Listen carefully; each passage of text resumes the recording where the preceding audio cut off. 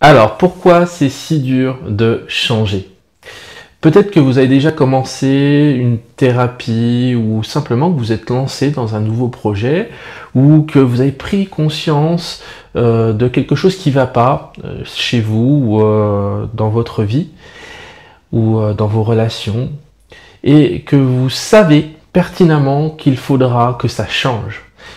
Mais vous n'arrivez pas à changer. Et puis, alors je vais vous expliquer un petit peu mon point de vue là-dessus. Et ça tombe bien d'ailleurs, on arrive à la fin de cette année, on va bientôt commencer une nouvelle année, il va y avoir les bonnes résolutions qui vont arriver. Et vous savez que 88% des gens ne tiennent pas leurs bonnes résolutions au bout du premier mois.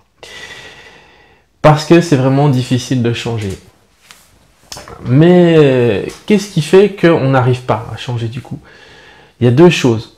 La première chose, c'est que quelque part, quand on arrive à changer quelque chose d'important dans sa vie, chez soi, quelque part, on se libère de quelque chose. On se libère de certains conditionnements, certaines pensées, certaines habitudes, certaines peurs, certaines croyances. Donc du coup, on se libère.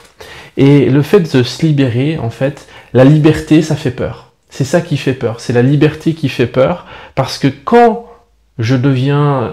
Imaginons que je supprime complètement tous mes freins, tous mes blocages. J'ai plus de peur, j'ai plus de mauvaises habitudes, j'ai plus de... Enfin bref, tout est parfait dans ma vie, quoi. Ben ça, c'est impossible. Tout d'un coup, pourquoi? Parce que vous allez avoir un problème identitaire. Vous ne saurez plus du tout qui vous êtes.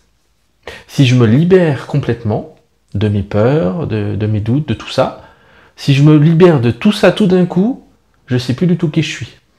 Et c'est pour ça que souvent en accompagnement, il y a des gens, l'accompagnement il se passe bien, tout ça, on progresse, puis tout d'un coup, je vois la personne qui freine des cas de fer, elle dit oh, stop, stop, stop. Et là je me dis mais qu'est-ce qui bloque? Elle a peur de changer parce que y a un problème identitaire là-dedans. Si je change complètement, je ne sais plus du tout qui je suis. C'est vraiment ça. Et c'est pour ça que quand on fait ce travail d'accompagnement sur un changement dans la vie, on fait aussi un travail sur qui je suis, au fond, vraiment. Et c'est vraiment un travail, finalement, c'est de reconnaître qui je suis vraiment au fond, au-delà de tous les masques, au-delà de tous les conditionnements, qui je suis au fond et qui j'ai envie d'être. Donc ça, c'est vraiment ce premier truc sur lequel vous devez être au clair. Si vous n'êtes pas au clair sur qui vous êtes au fond, il y aura des blocages pour changer.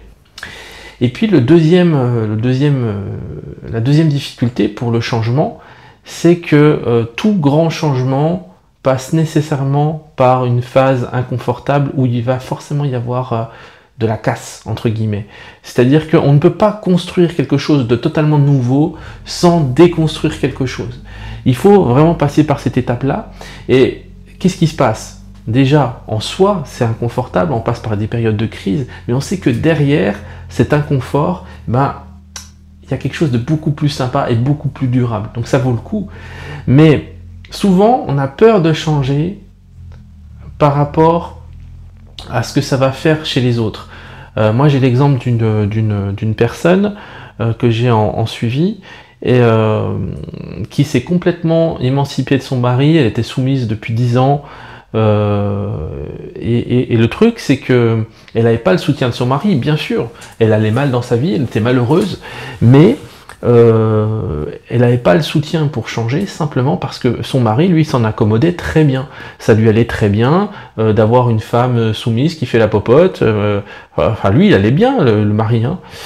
Et donc, elle a commencé à changer, elle est passée par cette phase de voilà qui je suis au fond, et quand elle a commencé à être au clair là-dessus, eh bien elle a commencé à se dire ok, j'accepte qu'il y ait de la casse, y compris autour de moi, y compris de mettre mon couple en péril au final, mais c'est pour mieux me retrouver après. Et c'est par là qu'il faut passer, c'est vraiment de se dire que finalement ça implique du courage de changer. Voilà. En soi, c'est pas compliqué, parce qu'il y a des techniques, il y a des outils. Moi, quand j'ai appris tous les outils qu'il y avait, je me suis dit, mais c'est génial, on va changer le monde.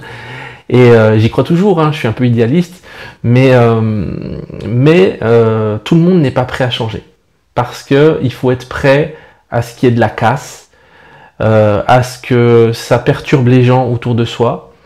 Il faut être prêt aussi à faire du mal parfois à certaines personnes, parce qu'on s'est installé dans des relations toxiques depuis des années, donc forcément on va pas réussir forcément à... Ça va pas se passer sans heurts, ça, hein. Mais forcément, au bout d'un moment où je bouge, moi, ben, je fais bouger les lignes avec tous les gens qui sont en rapport avec moi, hein. Les proches, la famille, les amis, les collègues, le patron même. Il y a des gens qui vont quitter un boulot parce qu'elles se sont rendues compte qu'elles n'étaient pas alignées avec le boulot. Et c'est ok. Donc on passe par une phase d'inconfortable, mais tout ça c'est pour aller mieux après. C'est pour vraiment, ça vaut vraiment le coup. Donc c'est vraiment, après c'est un choix qui vous appartient. Est-ce que vous êtes prêt à changer vraiment? C'est-à-dire, est-ce que vous savez qui vous êtes, qui vous voulez être? Et puis, surtout, est-ce que vous vous faites passer vous en premier? C'est-à-dire, en général, les gens qui changent vraiment et qui réussissent à changer, c'est « j'ai trop souffert, stop, il y en a marre ». Et quitte à faire du mal autour de soi, mais c'est pas grave, moi j'en ai assez chié, donc maintenant je veux être heureux. Et vous avez la possibilité d'être heureux, simplement, mais il faut le décider maintenant.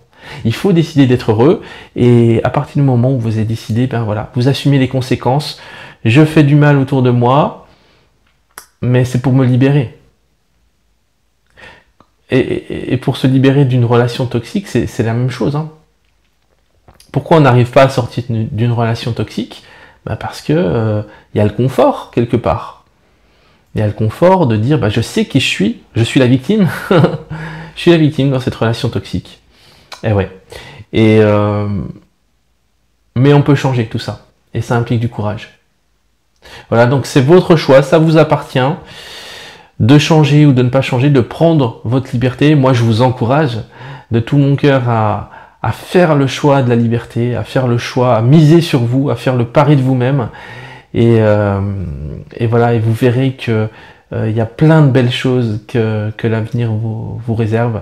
Si vous faites ce pas en avant de dire ok, j'accepte d'aller dans l'inconnu, j'accepte d'aller dans la difficulté, mais je sais que c'est pour une vie bien meilleure, bien meilleure. Voilà, je vous dis à très bientôt, prenez soin de vous et soyez les acteurs de votre propre changement. Ciao.